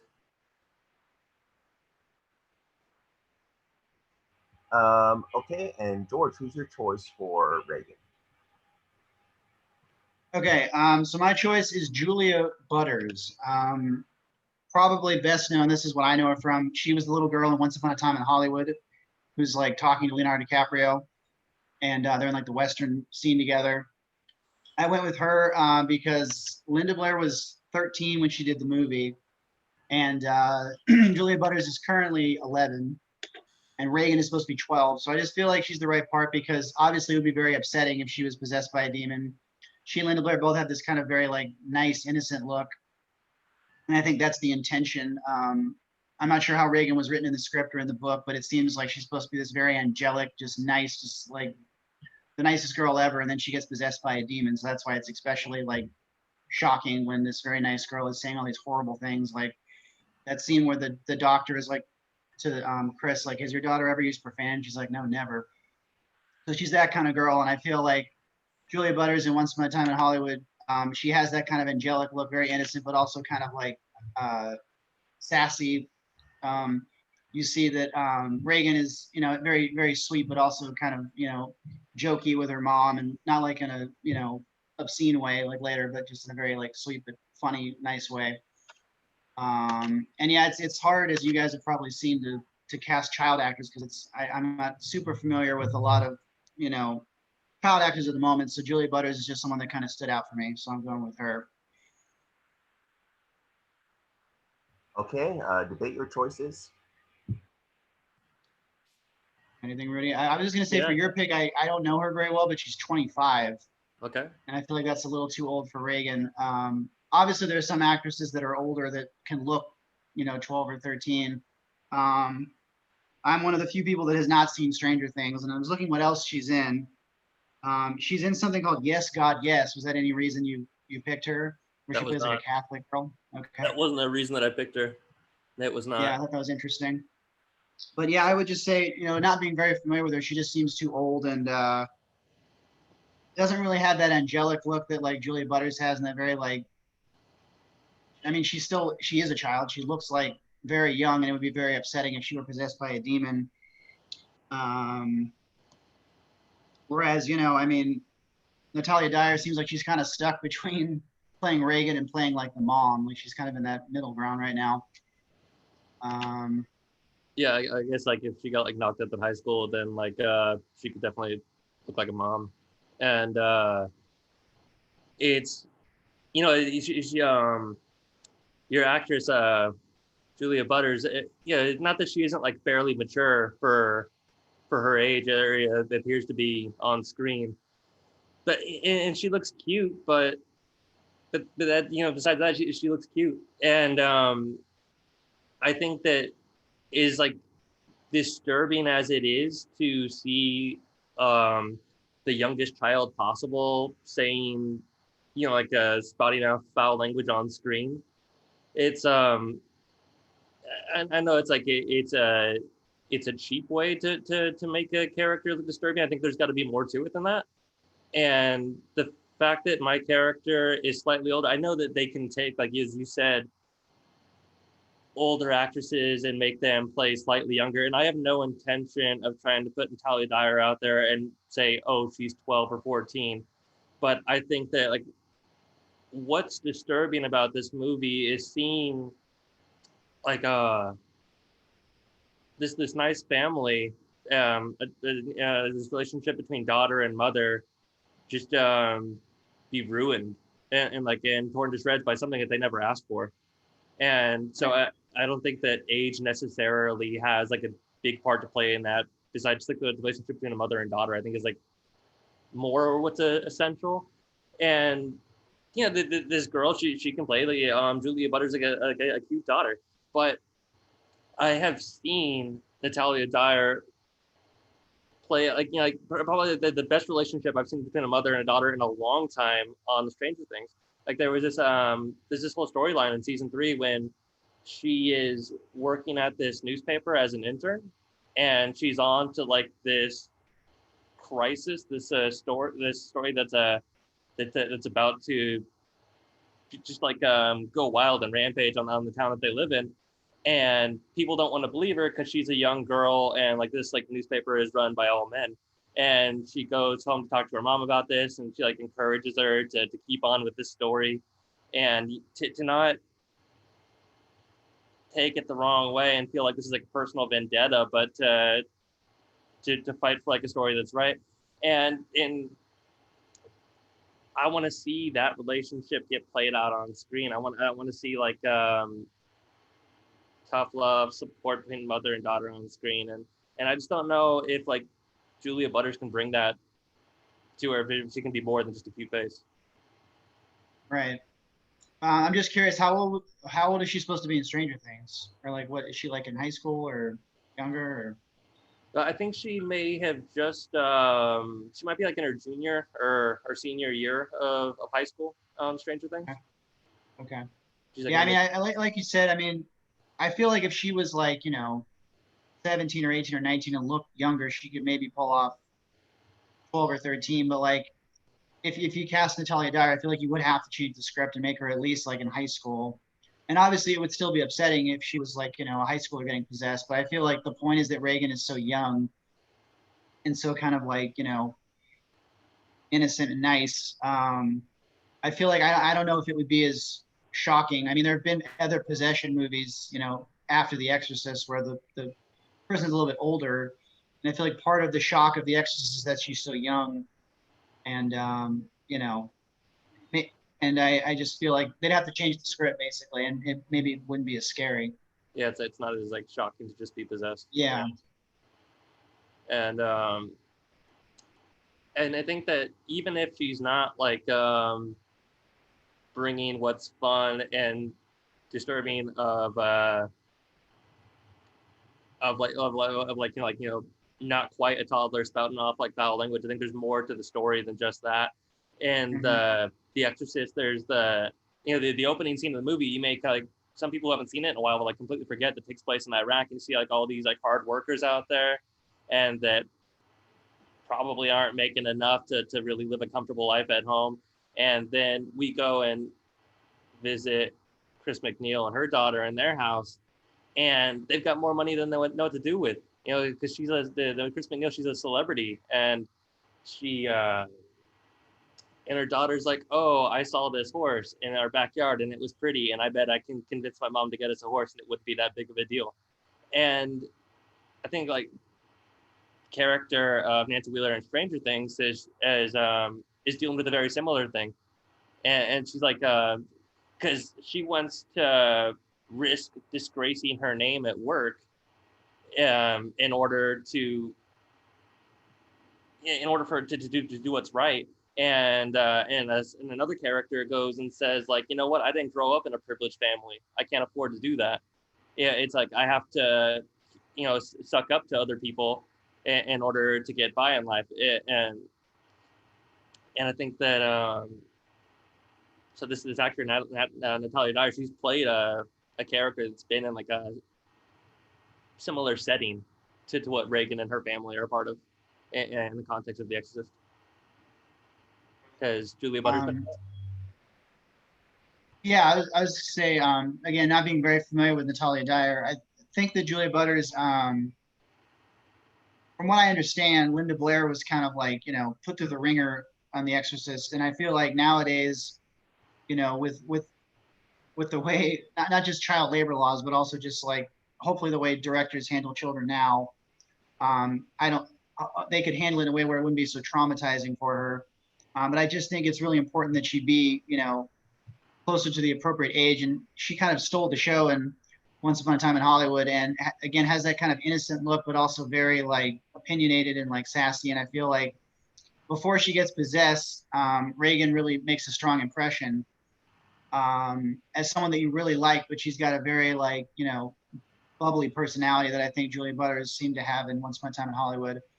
And I just, again, think it would be very upsetting to see her, possessed by a demon. And she just seems very talented and will be able to make it scary and upsetting. And I'm sure Once Upon a Time in Hollywood being kind of like her breakout role, she's probably going to start to get offered more, meaty roles. And I feel like this would be a really good role for her.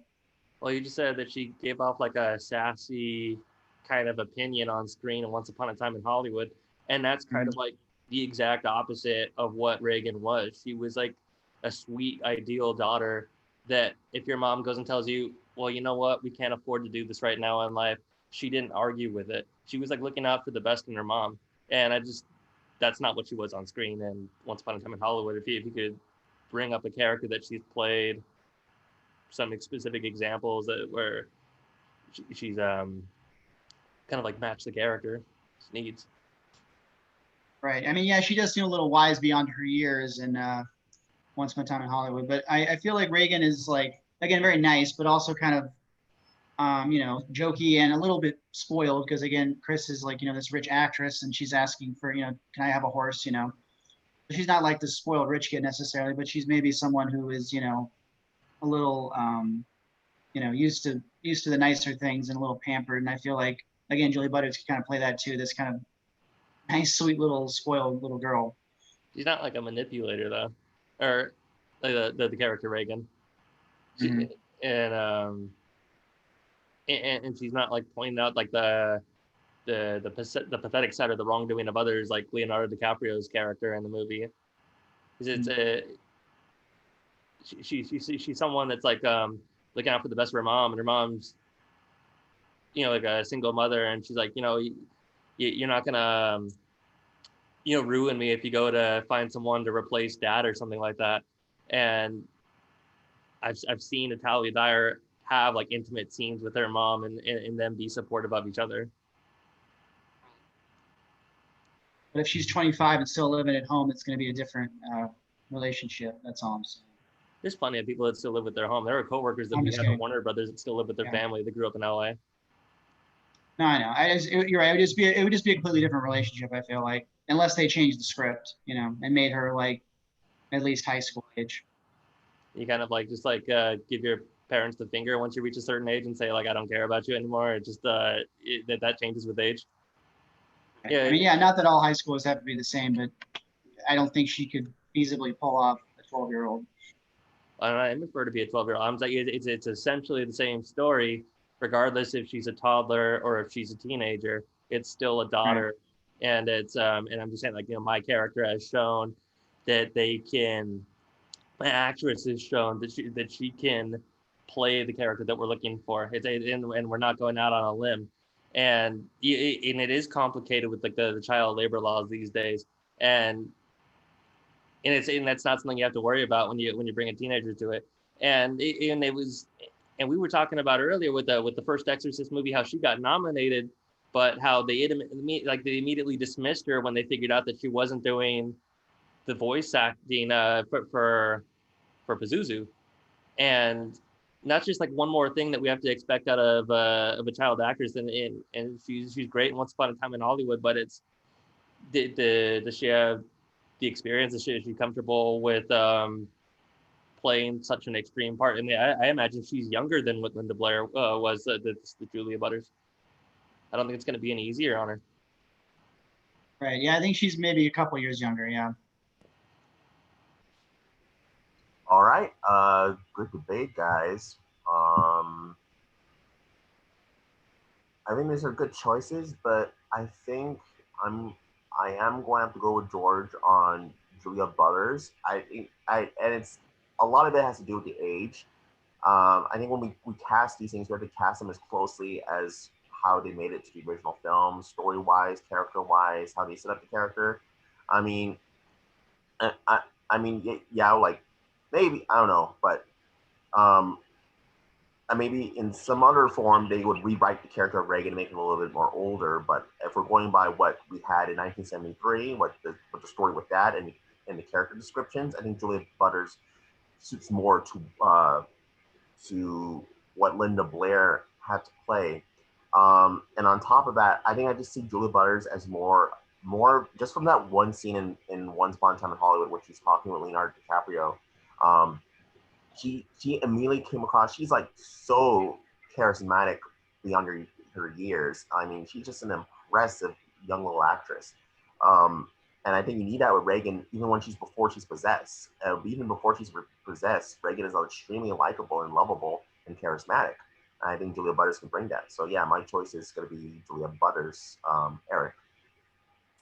Great debate. Both great choices, but unfortunately for Rudy, your choice, she's 25 years old. It's just, I guess what says in the original script. I think the actress definitely would have, Natalia would have been able to pull it off, especially season 1, Nancy, and everything that she went through in that season of Stranger Things. Yeah, she definitely would have done a great job. But Julia Butters, I guess, yeah, after seeing her Once Upon a Time in Hollywood, and also, I guess the fact she's so charismatic and so into the part is the fact that not only she can play sweet, but when it gets to the real crazy possessing scenes, whether she does the voice or not, she'll be into it. She'll be 100% committed because she was so into like her part, especially when Leo is like pretty much playing Calvin Candy again, like right behind her, and she's going with it. She did an amazing job. So like the fact she can keep it together, but it's really her scene when she's explaining the Walt Disney biography she's reading and how into it she is. She's 100% into it. I think she probably learned a lot from Quentin Tarantino, and I think she would give an amazing performance as Reagan. So Julia Butters. Right. I think that was Logan sent me the private said that was his choice as well. So I think that probably would go to Julia Butters, but otherwise, but Jessica, I still want to hear your thoughts. I think I'm just echoing what a lot of people are saying. I love Stranger Things and I love her in it, but I feel like she is too old for this part. I could see her doing this part in a movie like The Exorcism of Emily Rose, where I could see it being like, oh, it seems like she got possessed at college, came back home because she couldn't handle it anymore. Yeah, I could see her being in a movie more like that as opposed to The Exorcist. So I'm also going to say Julia Butters. Okay. Yeah. So that's it. Julia Butters, Rudy, R. Reagan. All right. Let's move on to the last round. And that last round is going to be the director. Of course, William Friedkin directed the original Exorcist movie. He then put a lot of tension, a lot of suspense, a lot of atmosphere, a lot of drama, a lot of heavy acting into this film, making not just a run-of-the-mill horror film, but a horror film that will be remembered for years and years to come. And as I said, I mean, it might be tough bringing Exorcist as an original movie into this day, because we already had movies like The Conjuring and Exorcism and Emily Rose and all types of possession movies, Paranormal Activity, yeah, a whole bunch of variety. So we need a director who can make The Exorcist stand out and still make it a modern classic. Um, so, George, who's your choice for director? Okay, so my choice for director is going to be Jennifer Kent. I picked her primarily because of her, I think it was her first movie, or at least first feature, The Babadook, which I just rewatched. It's got this great mix of horror and also, again, family drama. If you haven't seen it, it's like this woman and her young son dealing with like the death of her husband, his father, and just the trauma of that, and how she's having to deal with this son that they're just very estranged from each other. So they don't quite have the same relationship as Chris and Reagan would have with each other, but it's basically a mother and in this case son, but a daughter in the Exorcist relationship. And from what I've seen, Jennifer Kent is just really good at making it super intense before anything has really even happened. It's more about just the tension between her and her son, and the son and everybody else, and her and everybody else, and how everybody's kind of blaming her for being a bad mother, and how the son is just really upset that he doesn't have a father anymore. So it's just very intense before anything horror happens. William Friedkin also said the Babadook was one of the scariest movies he'd ever seen. So I thought that was kind of a cool connection. And like Curtis mentioned, nowadays we've seen a lot of exorcist type movies, exorcism movies. So I feel like Jennifer Kent could make something that would actually like horrify people nowadays, people that are kind of jaded by horror movies, because the Babadook is pretty shocking at times. And I have not seen her follow-up movie Nightingale, which I understand is not horror, but I've heard it's very disturbing. So I feel like she could bring a very disturbing quality to The Exorcist, and is just someone who's proven that she's very good at balancing horror with drama, which I think is very important here with The Exorcist. And she's also a former actress herself. She's an actress turned director, so I think she gets great performances out of her actors. And again, horror isn't always known for great acting, but I think The Exorcist, has great parts for actors, and so she could get great performances out of everybody. So yes, I'm gonna go with Jennifer Kent. All right, and Rudy, what's your choice for director? My choice for director is Scott Derrickson, and I sat down to watch the movie Sinister recently, which I think has like a strong reputation with the people of the horror genre these days. And immediately within watching like the first scene of it, it felt like I was watching something that I shouldn't be allowed to be seeing. I'm extremely familiar with the horror genre, and I enjoy films that are graphic and haunting. And it was just I had a tough time like going to bed for the rest of the night after I checked it out. And he's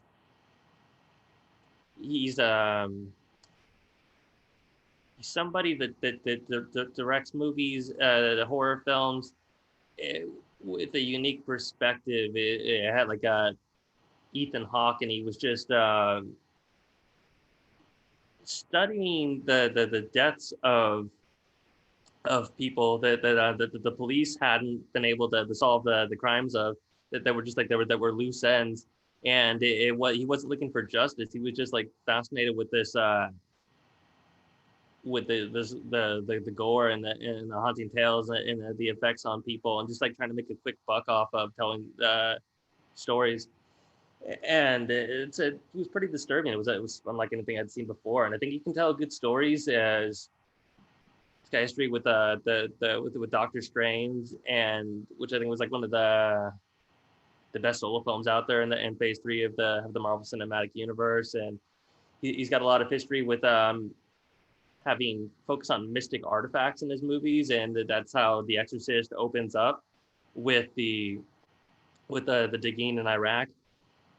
And just recently, he was going to direct the Doctor Strange sequel, but he was taken off of that film, and Marvel was declaring that Doctor Strange sequel was going to be the first movie of the franchise that could be referred to as that could stand in the horror genre. And then he was taken off of it. And the mass opinion is that it was too scary for what that franchise and the producers desired. So he's definitely willing to like to stick to his guns to make the people the horror audience happy. All right, George and Rudy, debate your choices. Okay. Yeah. So Scott Derrickson, I think I've seen most of his movies. I did think Sinister was really scary. I remember I saw that in theaters, and I hadn't been scared in a theater in a while. So I think the horror aspect he could definitely handle. He did do Exorcism of Emily Rose. I'm not sure if you mentioned that. So I feel like he's already done an Exorcist type movie, and that movie was kind of scary, but it was more like a courtroom drama from what I remember, and not a very good courtroom drama. Like I didn't think it was bad or anything, but I just feel like he may not be able to get the performances that are necessary for The Exorcist. I feel like Exorcism of Emily Rose was a little, I think it was PG-13, so it was a little tame. And then, yeah, I like Doctor Strange, but I mean, it seems like maybe he's going in a different direction now, although you did mention that it seemed like he was taking the second Doctor Strange into maybe kind of a scary territory. But I just think that, I don't know, I feel like Jennifer Kent would just be the better choice because she's going to be able to get great performances out of the actors. She can be really scary without jump scares and stuff like Sinister had. I feel like Sinister is maybe a little closer to like Andre and kind of like we mentioned, whereas The Exorcist is really scary, but a lot of it is, you know, the tension before the scares and more just the performances from the actors and their reactions to the horrible things that just happen. So a lot of it has to be based on like the actors less than like the scares and the, you know, the horror and makeup effects, which doesn't take as much of the movie as some other horror films like this. I think I sat down and watched some of that Babadook movie, and it was just that child was kind of obnoxious in that movie, and not in like the same way that, I mean, it just seemed like a typical toddler in the back seat, whining and screaming. Kid, yes, he's obnoxious, yeah. Yeah, and I think that part of the thing I was like this pointing about the first Exorcist movie is that the original one is that with Linda Blair, it's like she's such a compelling character as a child, but then once she becomes Pazuzu, you kind of forget about any history with her kind of goes out the window, and I think like that was like maybe like the least compelling character in the movie was her in the later half, and I think that is supposed to have like an obnoxious child on screen. I think we should have like a director that can get great performance out of someone and just and do The Exorcist justice if we're gonna do a remake of it and maybe improve upon what wasn't the best the first time around. It wasn't even Linda Blair's performance once again in the first movie. In the last half, it was she was doing like she was wearing the makeup and the prosthetics, but the first director around couldn't get the voice out of her. So maybe Scott Derrickson could pick up where the first one was maybe like lacking in the last half. I mean, yeah, you're right. The second half of The Exorcist is definitely more horror. I mean, I think Linda Blair, with or without her doing the voice, still puts in a great performance.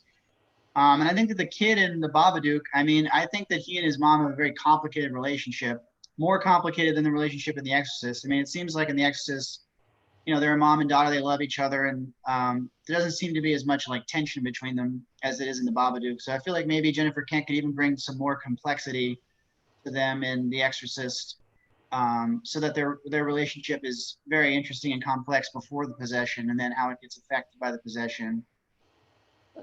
I think that the relationship in Sinister is just as complex between Ethan Hawke and his daughter.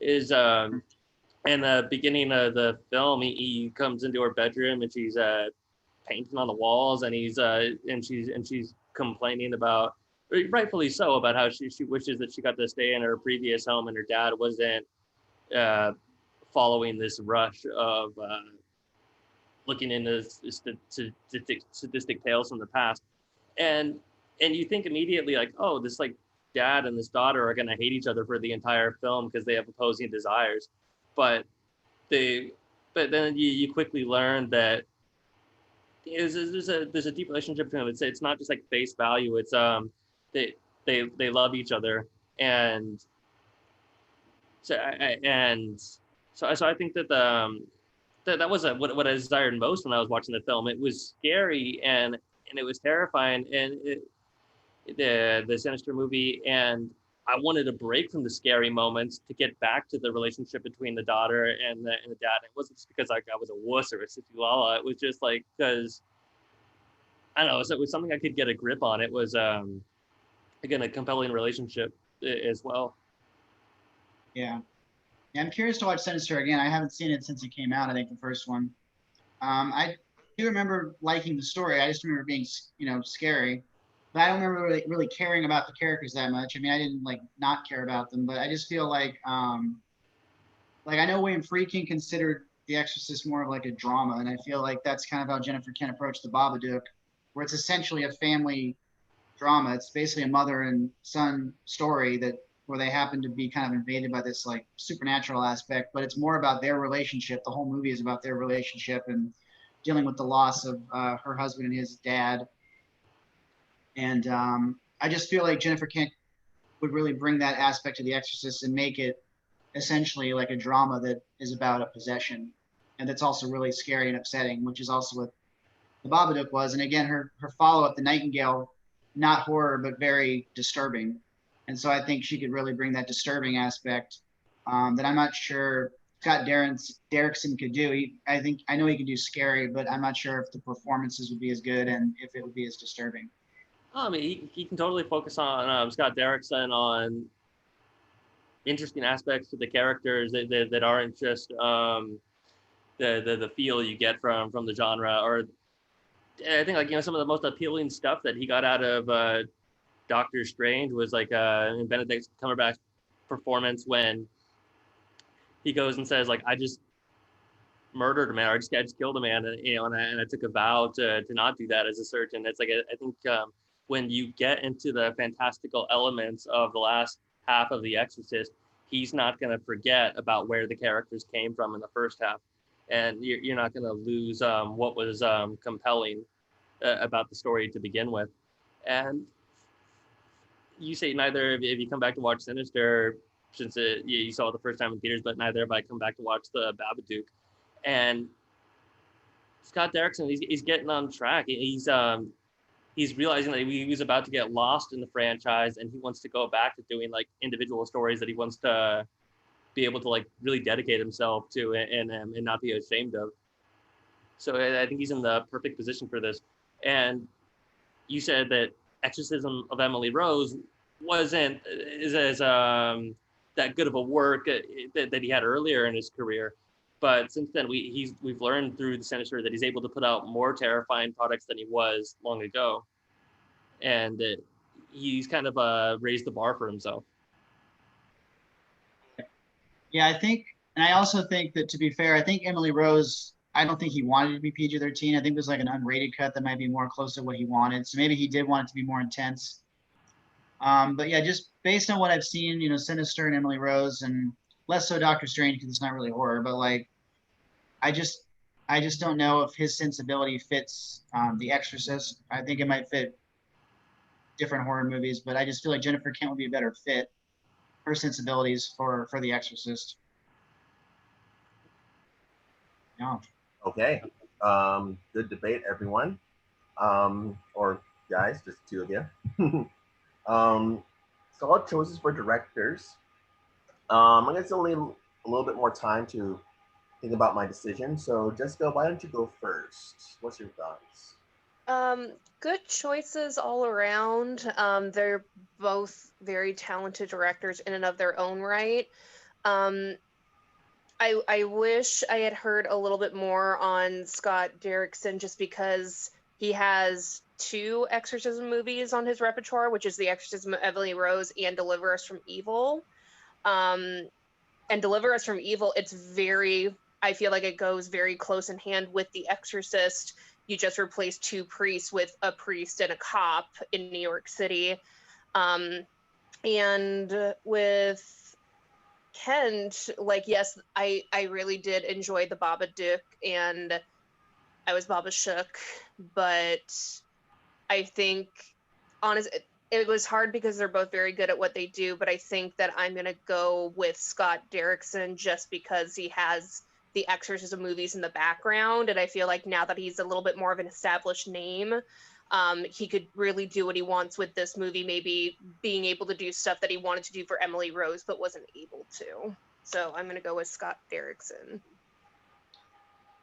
Okay, so yeah, this is a tough one for me. Granted, I haven't seen the Babadook. Now I haven't seen the Babadook, but is the Babadook the movie where that meme came from? It's like, why can't you be normal? Yeah, okay. Yeah. That's correct. I gotta get on that, but you know, I like the arguments you brought, George, and equally the arguments you brought again, Rudy, for Scott Derrickson. I'm leaning more towards Scott Derrickson as well, because Rudy brought points. I think he does the family relationships a lot better, as what Rudy described, what we saw in Sinister. And especially when you brought up that, you know, after he was let go from Marvel from doing Doctor Strange Multiverse of Madness, that he probably wants to go back to do more stories that are more original, that are more, I mean, at this point, if The Exorcist comes out, I mean, how original as an exorcism movie it is, but with that, it's still something. It's still a story that he could chew his teeth on, that he could still take risk on, and still showcase his talents. And I think, I think Scott Derrickson kind of needs that right now in his career. So yeah, I'm gonna also go with Scott Derrickson. How about you, Erik? It's a hard one. I love both filmmakers. For Jennifer Kent, she's Babadook. I had mixed feelings about it, but when it came to the directing, like the atmosphere and the incredible performances by all the actors, I got to say, she did a marvelous job with that film. I've not seen her follow-up, but both of those films, she wrote them both, and it was only her. As for Scott Derrickson, I feel like he's a little more collaborative because he's worked with other writers, and I've also he's just built a career out of it before he was hired by Marvel, and also he did the Day the Earth Stood Still. But I think like he is also a very brilliant visual artist, because I mean he still did direct Doctor Strange. So I feel like when it comes to like the final scene with the exorcism, like I think he's been there a couple of times. It's been mentioned before. So I feel like just with the experience and the fact that he's a little bit more collaborative, and both directors are very good with actors, but when it comes to like, getting performance out of actors and still like building the atmosphere and with the experience, I think Scott Derrickson is the better choice as well. So I'm choosing him. All right. And George, you did have one vote for Jennifer Kent, and that was from Logan. I put that in the private chat. So you got Logan's a vote, but the popular vote is gonna go to Scott Derrickson for director of 2020's The Exorcist. So that's it, everyone. That's our cast, and we got our director. Let me run it down real quick. Well, we do have a tie, so we have to figure that out later on in the week by putting up the poll on my Facebook page. Vince Vaughn and Robert Pattinson is tied for Father Damien, but I wouldn't mind either one of them playing the character. But we do definitely got Antonio Banderas as Father Merrin, Elizabeth Moss as Chris McNeil, Julia Butters as Reagan, and Scott Derrickson as director. I would definitely see this because, you know, Scott Derrickson is a revered name in the horror film industry, alongside the likes of like James Wan and Ari Aster and Robert Eggers. He's one of those names, like he's putting out a new horror film, you've got to go see it. And also what's his name who directed Doctor Mike Flanagan, like him, Scott Derrickson, James Wan, David F. Sandberg. And David F. Sandberg, yep. And Leigh Whannell. And Leigh Whannell. There's a lot of good horror directors. There's so many. A lot, man. There's a lot of them right now. I think Blumhouse and New Line Cinema. Yeah, Blumhouse has given birth Jordan to Peele. May 24. Jordan Peele. Yeah, How did we forget Jordan Peele? Definitely Jordan Peele. Yeah, so Scott Derrickson. The best for last. Is one of those names where, like, yeah, he's one of those names in the he literally came out of nowhere. Directors that you have to go see his movie, and the cast is so tight. I mean, even though we do have a tie on Father Damien, if it was Robert Pattinson or Vince Vaughn, I wouldn't mind either way. Again, Antonio Banderas, I love him. Elizabeth Moss, I mean, she was great in Invisible Man, so I'll see a lot of stuff with her. And Julia Butters, she did such a great job in Once Upon a Time in Hollywood. I am so curious in what she does next in her career, and looking forward to what she does. So, and sort of like The Exorcist, yeah. How about you, Eric? What do you think of this cast? Well, the movie already had me at Elizabeth Moss. I'd literally see anything with her in it. It's a great cast. You guys had some wonderful choices. Yeah, I'd be first in line to see this movie. It's all I really got. Jessica? Yes, yes, and yes again. Yeah. I would definitely see that. I love anything horror. I always give everything at least one shot before kind of writing it off completely. With something like this, I love a possession movie. I love a Scott Derrickson movie. I love Antonio Banderas. I want to see him do more stuff that's more mainstream like this. Yeah, no, I'd be down for it. How about you, George? Yeah, I mean, it was, again, it's always cool to see everybody else's, or in this case, Rudy's choices, because I feel like sometimes we're kind of on the same wavelength, but a lot of times it's completely different. It's kind of cool to see different thoughts on the same material, you know. And yeah, Scott Derrickson, I really like as a director, and with Vince Vaughn, I think he would have been, in my opinion, much better as Karras, you know, when he was younger. But he's a very talented actor, and you know, I think he would do a great job with that part. So yeah, I mean, I think it's a cool lineup, and I'm interested to see if Arpats wins against Vince Vaughn. We'll see. And how about you, Rudy? Yeah. Robert Pattinson, it's a really, he's got one of the most, just like outstanding careers right now. It's like, you would have thought that after the Twilight series that that might have been the end of it, but it's really compelling to watch him and each performance afterwards and see where his career goes. And you would definitely have me intrigued. I would love to go see him as in The Exorcist if he wasn't it. And then with Elizabeth Moss, The Invisible Man was like one of my most anticipated horror movies to go see of the decade or something when that came out. And I thought I was going to be disappointed in that film. I thought that they were going to reveal all the good stuff in the trailers, and they definitely did. There was tons of plot twists, and I felt for her a lot for the majority of that film. So it's I definitely think she's going to bring a compelling performance. And Once Upon a Time in Hollywood, that was my favorite movie of last year, and that scene is the sequence is fantastic when you see DiCaprio going through the breakdown, and it's just having no confidence in himself, and that girl, she rubs his face in it, and then afterwards, after the scene in the bar, she's just that was the best acting I've seen in years, and she's so sweet. Yeah. I really have to go back and watch the Babadook once again. Definitely seems creepy. Yeah. It's interesting how you brought up, Robert Pattinson has a very interesting career going on, and so does Kristen Stewart actually. Charlie's Angels notwithstanding, but yeah. For this cast, someone should finally get an Oscar nomination or win out of this. I feel like. Yeah. Everyone, it's long awaited for a lot of them. I mean, I could see someone I could see someone like Robert Pattinson aiming for that Oscar, and Antonio Banderas and Elizabeth Moss and Julia Butters. I can see Julia Butters might shock the world. Yeah. It'd be funny if she won. Everybody's like, what? Everyone's like when Anna Paquin won for the piano. Wait, what? But it's not. I mean, today. I mean, today the Academy is a lot more prejudiced to horror movies than it was back in the day for some reason. So seem to love Silence of the Lambs a whole lot. Yeah. But Get Out, Jordan Peele. Finally, I was just finally, respect for the horror genre. Yeah. Us was snubbed.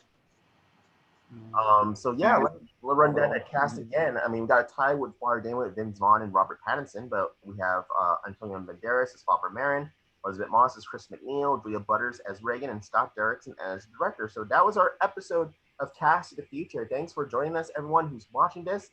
Next Cast to the Future is going to be TBD, to be determined. I recently got a new day job, so I don't know how my schedule is going to be for that. So I can't schedule any new Cast to the Futures until I know a definite schedule. How's that going to work out? But once I get a definite schedule, then I'll be scheduling more, and we'll get more Cast to the Future videos. I'd like to thank Rudy, George, Erik, Jessica, and Logan, who had to drop out early, for joining us on this episode. Thank you, and we'll see y'all next time. Bye-bye. Bye.